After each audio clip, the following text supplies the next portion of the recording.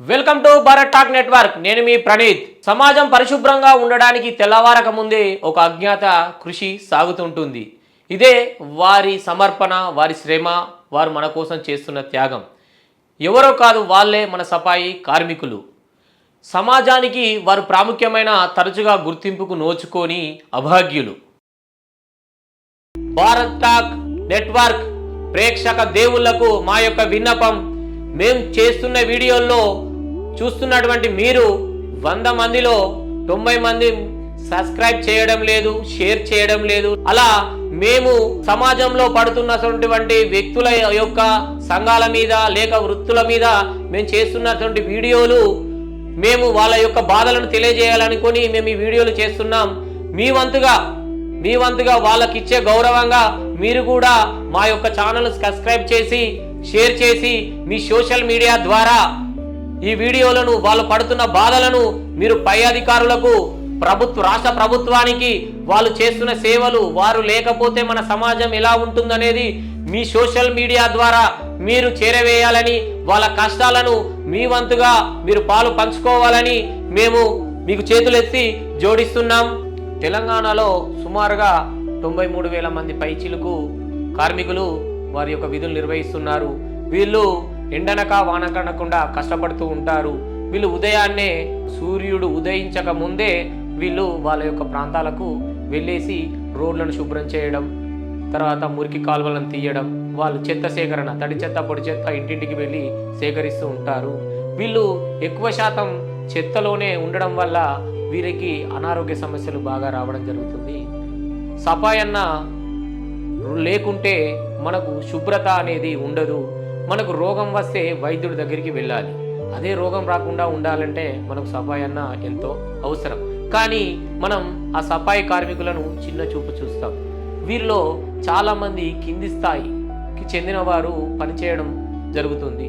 వీరు వారి యొక్క పనిని వాళ్ళు భావించకుండా వాళ్ళ యొక్క విధులను నిర్వహిస్తారు. మనము ఒకరోజు మన ఇంటి యొక్క పరిసరాలను శుభ్రం చేసుకోవడానికే చాలా ఇబ్బందులు పడతాం. అలాంటిది వాళ్ళు రోజు మన యొక్క పరిసర ప్రాంతాలను ఎప్పటికప్పుడు శుభ్రం చేస్తూ మన ఆరోగ్యాన్ని వాళ్ళు కాపాడుతున్నారు. అలాంటి ఆరోగ్యాన్ని కాపాడుతున్న మన యొక్క సఫాయి అన్నలకు మనం వాళ్ళని ఏ విధంగా చూడాలి, వాళ్ళను సమాజంలో మనం ఏ విధంగా గుర్తించాలి? కానీ వాళ్ళు పడుతున్న కష్టాలు, వాళ్ళు మన కోసం చేస్తున్న శ్రమ, వాళ్ళు పడుతున్న ఇబ్బందులను మనం ఏనాడు వాళ్ళను గుర్తించడం లేదు. వాళ్ళను ఒక కేవలం అంటరాని వారిగా మనం వాళ్ళను చూస్తున్నాం. ఇది సరైనది కాదు. ఎందుకనంటే వారు లేకుంటే మన యొక్క ఆరోగ్యాలు సరిగా ఉండవు. ఎందుకనంటే వాళ్ళు ఎప్పటికప్పుడు డ్రైనేజీలు శుభ్రం చేస్తూ మన యొక్క మలమూత్రాలు యొక్క సంబంధించిన వాటిని ఎప్పటికప్పుడు క్లీన్ చేస్తూ శుభ్రం చేస్తూ వాళ్ళు ఉంటారు. వాళ్ళు చాలామంది డ్రైనేజీల్లో దిగేసి వాళ్ళు పని చేయడం జరుగుతుంది. కొంతమంది శ్వాస అందక వాళ్ళ యొక్క ప్రాణాలను కూడా సఫాయి అన్నలు కోల్పోవడం జరుగుతుంది. ఎందుకు మరి వాళ్ళు ఎందుకు ఈ కష్టాలను అనుభవిస్తున్నారు? ఎందుకు వాళ్ళు ఇబ్బందులను పడుతున్నారంటే వాళ్ళు చాలా పేద కుటుంబం నుండి వాళ్ళు రావడం జరుగుతుంది. కాబట్టి వాళ్ళు వాళ్ళ యొక్క పనినే దైవంగా భావించి వాళ్ళు ఎలాంటి పనినైనా, ఎంతటి కష్టాన్నైనా వాళ్ళు ఓర్చుకొని చేయడం జరుగుతుంది. వాళ్ళు వచ్చేసి మనకు వరదల సమయంలో ఎక్కడికక్కడ చెత్త పేరకపోయినప్పుడు వాళ్ళు వెంటనే వాటిని తొలగించేసి మనకు ఇబ్బందులు కలగకుండా, మనకు అనారోగ్య బారిన పడకుండా వాళ్ళు చూసుకుంటున్నారు. కరోనా సమయంలో చూసుకున్నట్టయితే వాళ్ళ యొక్క పాత్ర చాలా అభినీయమైనది. ఎందుకు అనంటే వాళ్ళ కష్టాలు ఆ కరోనా సమయంలో ఎందుకు అనంటే చాలా శాఖలు స్తంభించిపోయి, ప్రభుత్వ ఉద్యోగులు కానీ అన్ని శాఖలు, ప్రజలు అందరూ స్తంభించిపోయినప్పటికీ కూడా నేను బయటికి వెళ్ళకపోతే, నా పరిసర ప్రాంతాలను నేను శుభ్రం చేయకపోతే నా ప్రజలు అనారోగ్య బారిన పడతారు.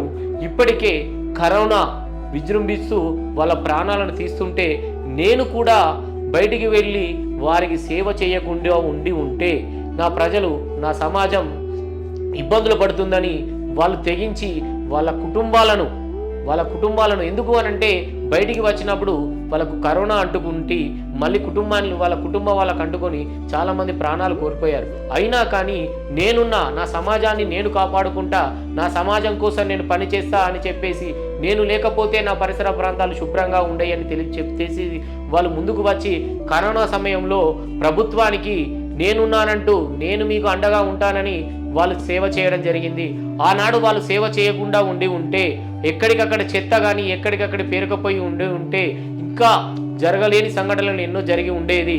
కానీ వాళ్ళు ఇంత కష్టపడుతున్నా, వాళ్ళు సమాజం కోసం ఇంత సేవ చేస్తున్నా వాళ్ళ యొక్క కష్టాన్ని మనం గుర్తించడం లేదు.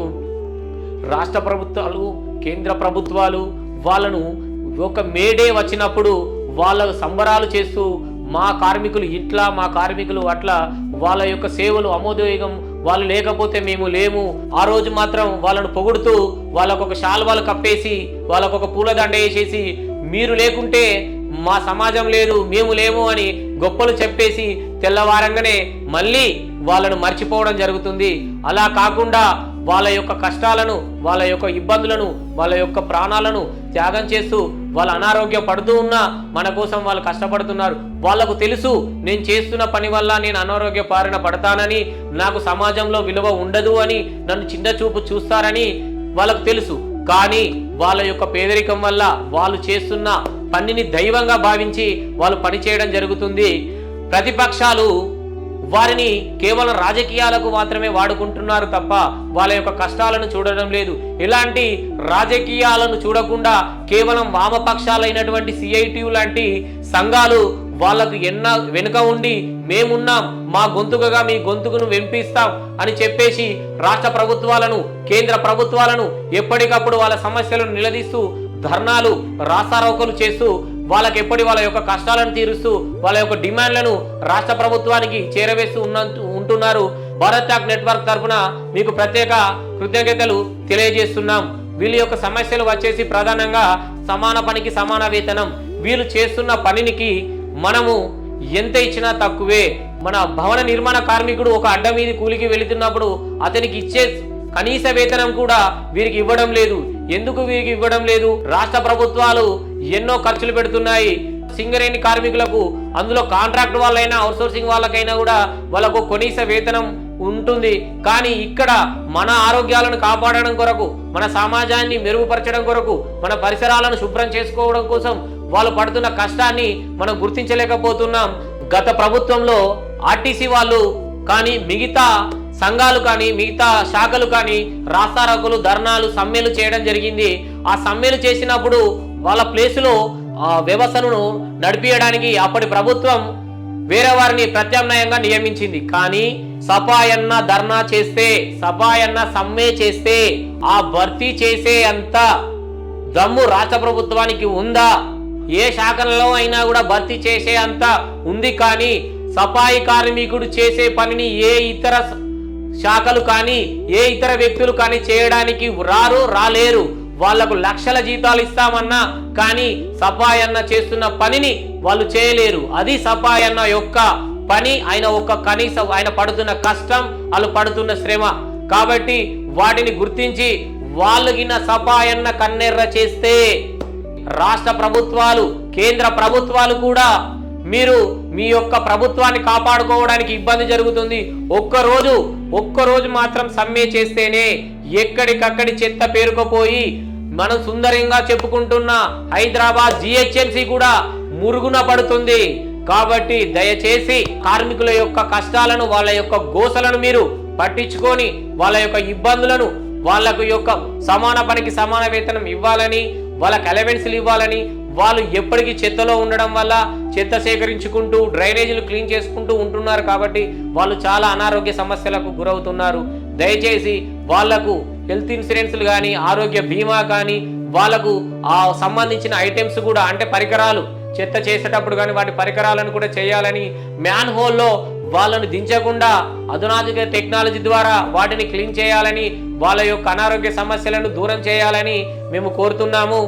అలాగే వచ్చేసి వాళ్ళ యొక్క శ్రమ దోపిడి, వాళ్ళకు మనం చెప్తున్నది ఏంటిదంటే వాళ్ళ పని వేళలు 8 గంటలే అని చెప్తారు.